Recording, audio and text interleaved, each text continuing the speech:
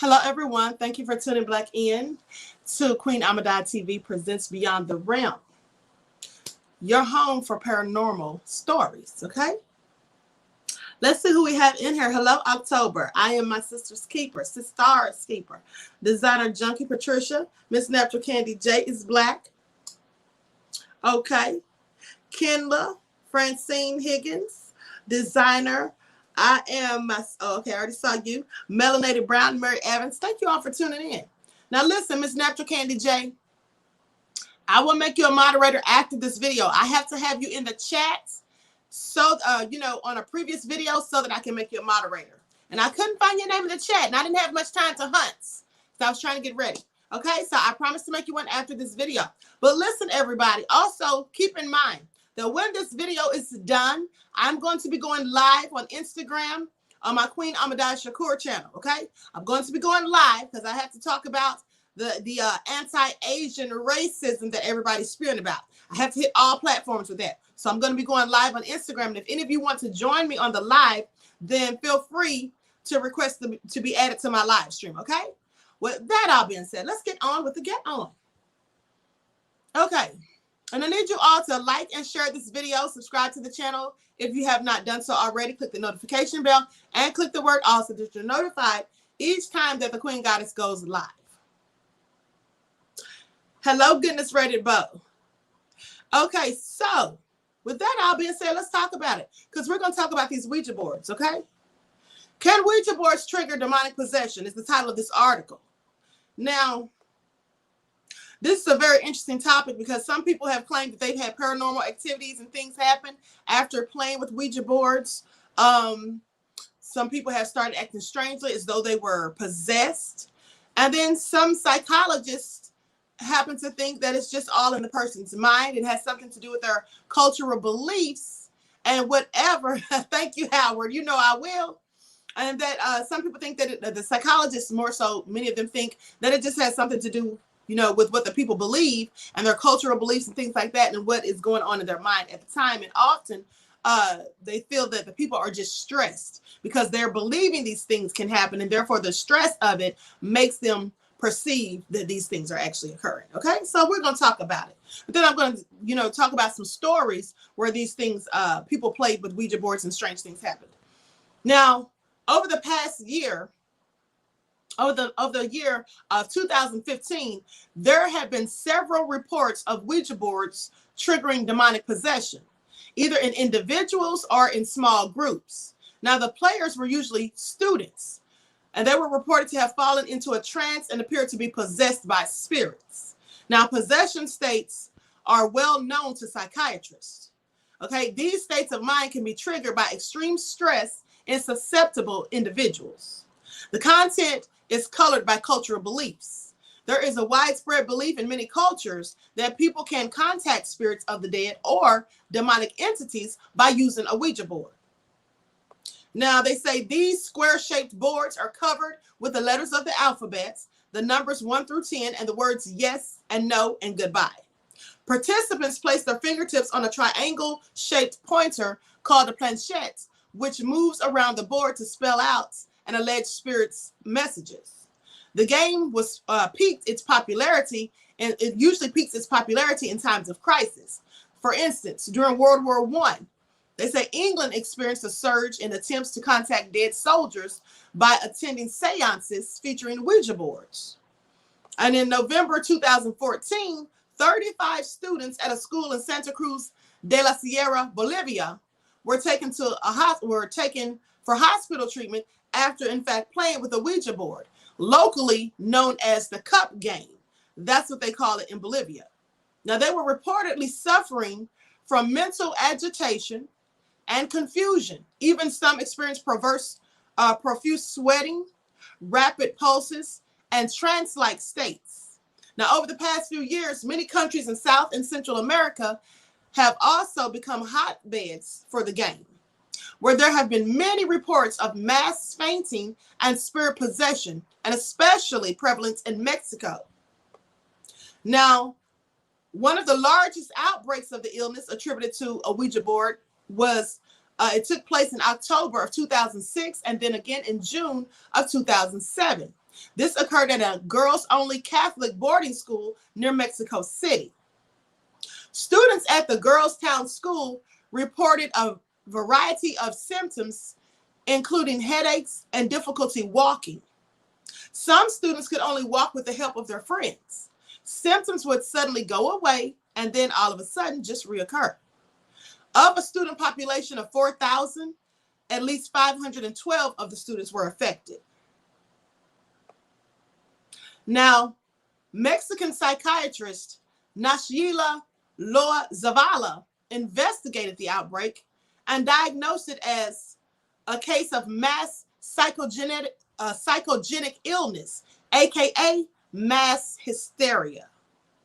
And she traced it back to a student who had actually used the Ouija board to try to influence the outcome of a school basketball game. And writing in a 2010 issue of the International Journal of Psychoanalysis, she noted that the accused girl named Maria was expelled from the school for using the board. And that before she left, she reportedly cursed the school.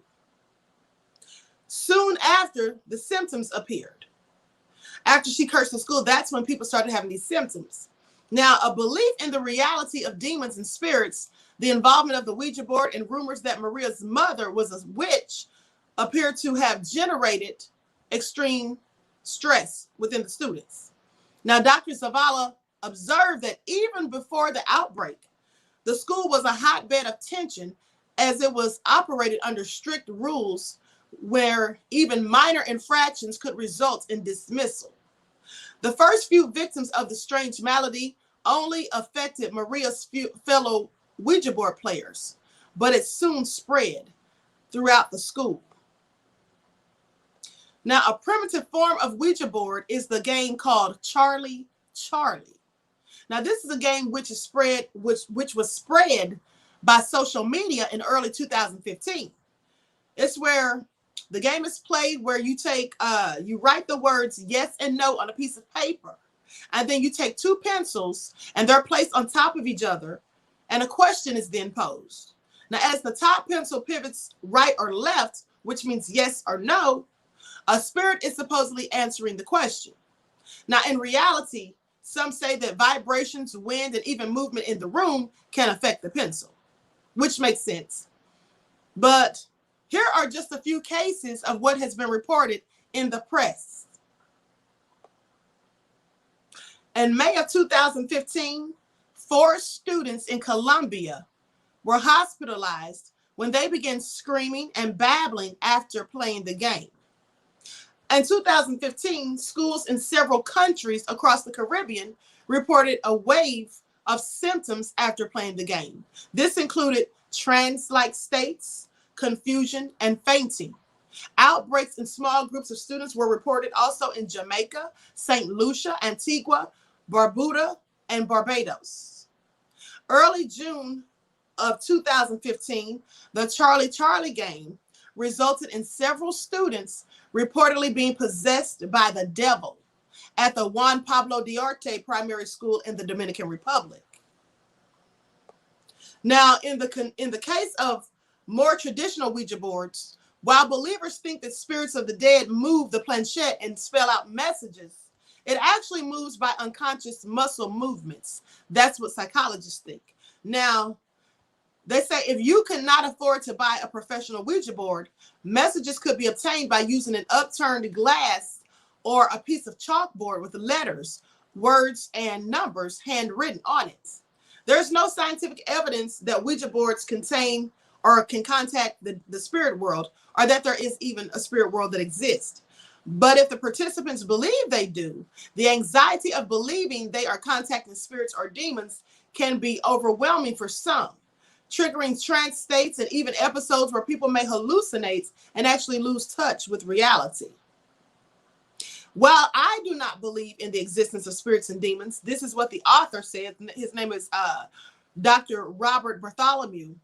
He says, while I do not believe in the existence of spirits and demons, people should tread very carefully when using Ouija boards because of the powerful emotions they can evoke.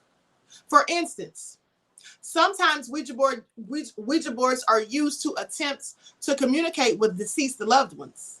This is why I suggest that those with a history of anxiety disorders, dissociative or trance states, and who have an absolute certainty in the existence of the supernatural world, they would be better off steering clear of Ouija board type games.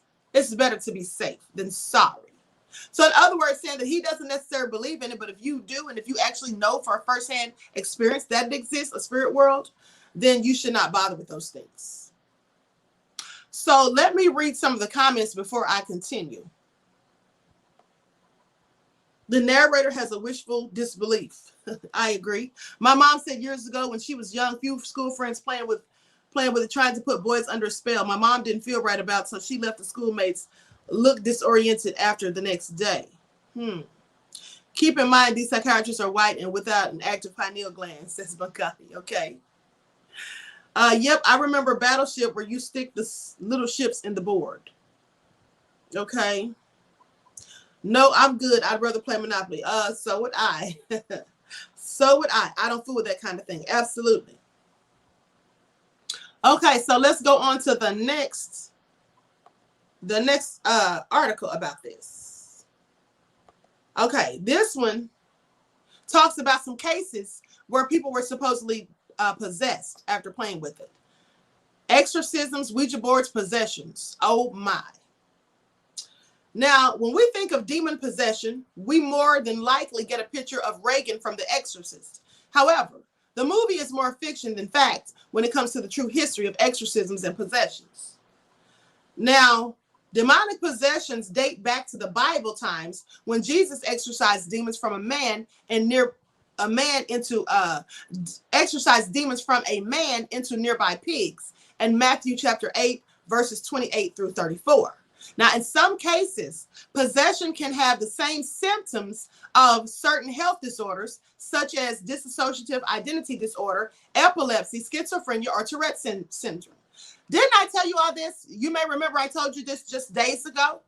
I said that demonic possession and mental health issues, they really have the same symptoms.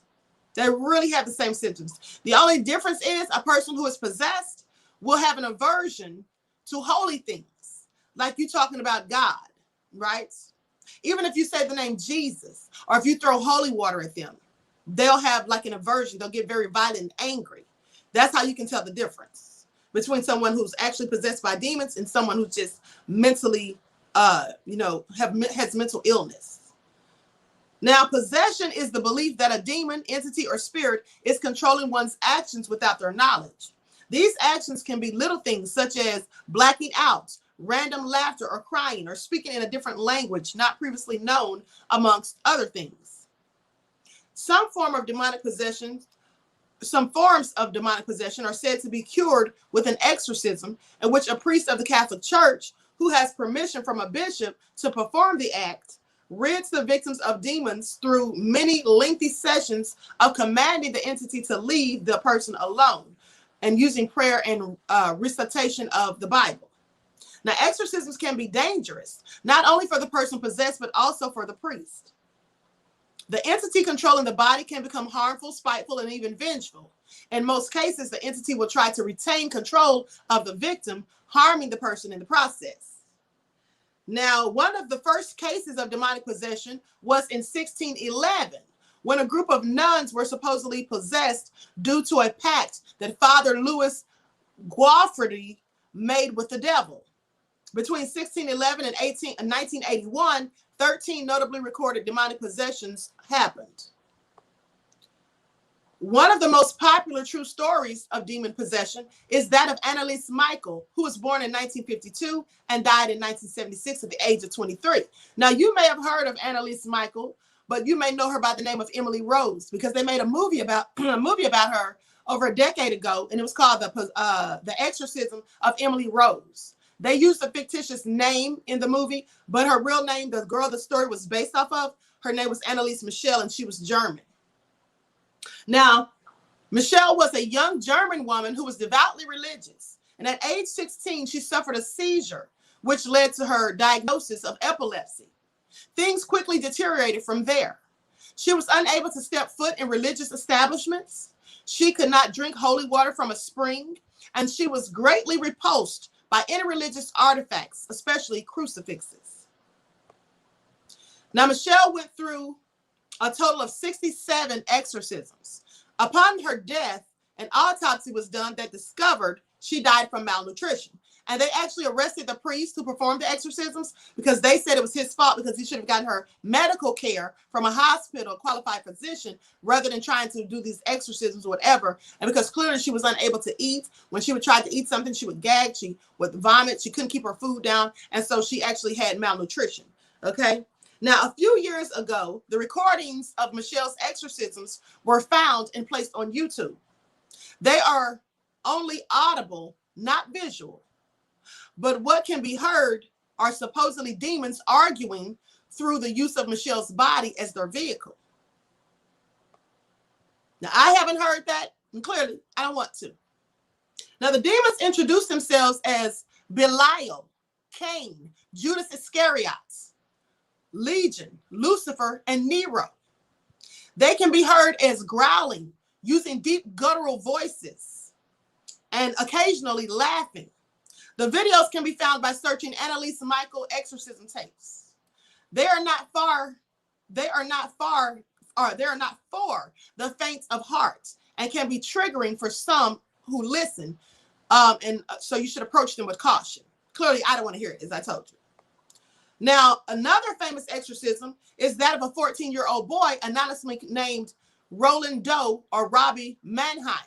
Now, that's the person where they got the movie The Exorcist from. In the movie, it was a girl named Reagan, but in real life, the story was loosely based off of an exorcism that was performed on a boy, and they didn't want to say his name at the time because he was a minor, so they called him Roland Doe. In the 1940s, priests of the Catholic Church performed a series of exorcisms on a boy, but kept the name anonymous for safety. Doe was introduced to a Ouija board by his aunt. After her death, the family started experiencing strange happenings, such as things levitating when Doe was around, things moving on their own, or weird noises. Multiple priests tried at least 3 exorcisms. However, in Doe's case, 2 reporters noticed multiple inconsistencies with everyone's stories. Many facts were changed and left out, and neighbors were able to offer other theories for the strange happenings. Yet those experiences were turned into a movie we're all familiar with, the 1973 film The Exorcist, in which Doe's character is Reagan, a 12-year-old girl who plays with the Ouija board, invites a spirit into her family's home, and begins exhibiting signs of demonic possession.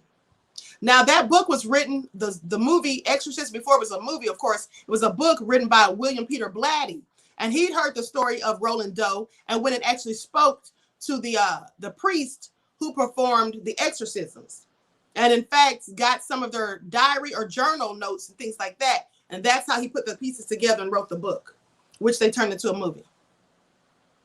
Now, they said when people are accused of horrendous crimes such as murder, they often pleaded insanity or used the phrase, "the devil made me do it." This phrase has been the blame for many homicides, kidnappings, and other crimes. The most famous use of the phrase is the supposed true story of the Amityville Horror, written in 1977, about a family who moved into a house formerly owned by the DeFeo family. While the family and the case were true in nature, it has since been revealed that the family who moved in, the Lutzes, may have exaggerated their experiences to mirror that of the DeFeo family's claims. Now, in 1974, the police department of Long Island, New York, received a phone call that 6 members of the DeFeo family had been shot and killed by Ronald DeFeo Jr. In court, DeFeo claimed insanity, saying that he heard his family plotting against him. He later claimed demonic possession was the reasoning behind the crime. DeFeo shot and killed his parents and 4 siblings. The motive for the killings remains unclear. However, DeFeo's stories throughout the years have changed as to who exactly the murderer was. The result is always the same, though. He continuously says the devil made him do it. While demonic possession has been around for centuries, it's best not to try to contact a demon with a Ouija board or otherwise. I absolutely agree, no less. If you think you or someone you know has encountered an evil entity, you can do a blessing of your house with holy water or sage, or even call a local pastor or priest to bless it for you. Remember, Ouija boards are not toys and cannot be used to conjure, or should not be used to conjure unwanted spirits, because they can actually be used for that, and you should not do it. I have a friend who's a property manager. He ended up capturing a picture of a ghost on his phone while doing a house move out inspection. He later found out that the original owner was conjuring spirits. Last year, my granddaughter was out back, and she came in the house, said Black man came to her, told her he was lynched, and he still had the markings on her, and he still had the markings on her neck. She said that he was hung in a tree, or he had still had the markings on his neck, you meant, and he said he was hung from a tree. They would paint and redecorate that house, but never kept the tenants. Very crazy. Now let me see. Someone says, we went to see that house. George Lutz was into the occults. Likely he was. And not surprised at all, because when you dabble in those type of things, you open portals and strange things start to happen. When you perform seances, when you cast spells using witchcraft, for nefarious reasons and things like that.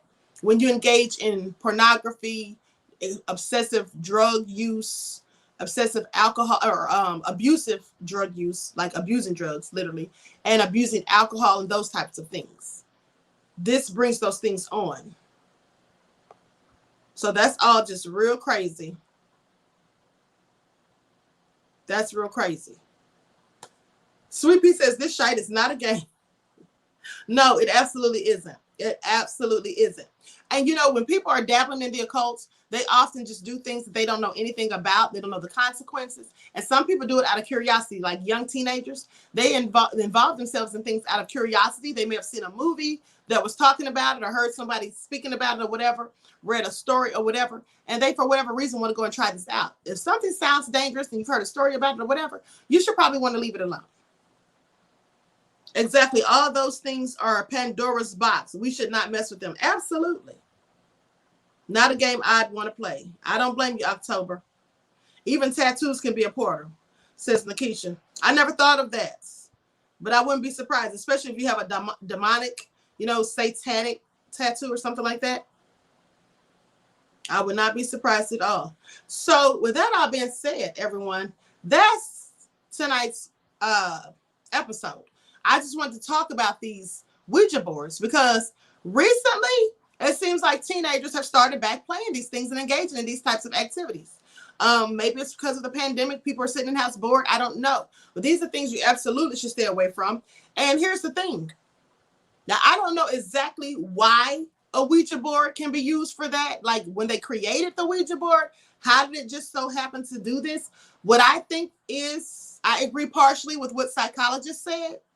I agree that the power of the mind, if you're trying to summon a dark entity or an entity from another realm, I think you can absolutely do it. If you're trying to summon and manifest, when you're using your energy and focusing on something, you can absolutely make it manifest. So that's what I think. I don't know if it's necessarily the board per se, or the fact that people are playing the board and they're believing in the stuff that they're trying to do. And then they manifest it because they're focusing all their energy onto it so strongly. So that's probably what is more likely the case. Yes, it was created in 1900 for that purpose. Right. So with that all being said, I'm going to conclude this broadcast. I would like to thank you all for tuning in to Queen Ahmadiyyah TV Presents Beyond the Realm. Now, as I said, I'm going to be going live on Instagram at 9:30 in 6 minutes. So if you want to join me on there, please go ahead and do so. October Open says, now I can't sleep. Damn. Just burn some sage. You'll be all right. And say your prayers. Okay, so yes, I'm going to go live on Instagram at 9:30. So hopefully I'll see some of you all there. I'm going to be talking about the stuff that I was talking about, the Asians or whatever. If anybody wants to join the live, feel free to request for me to add you. And so that all being said, thank you all for tuning in once again. And don't forget to tune back in the morning at 9 a.m. for your morning wake-up call. And if you don't get your notifications, you know that I'm still going to be live at 9 o'clock. Also, please make sure that you're still subscribed to the channels, okay? Especially if you have not been receiving your notifications. So with that all being said, I wish you all love, peace, and prosperity. And until next time, I will talk to you all again soon.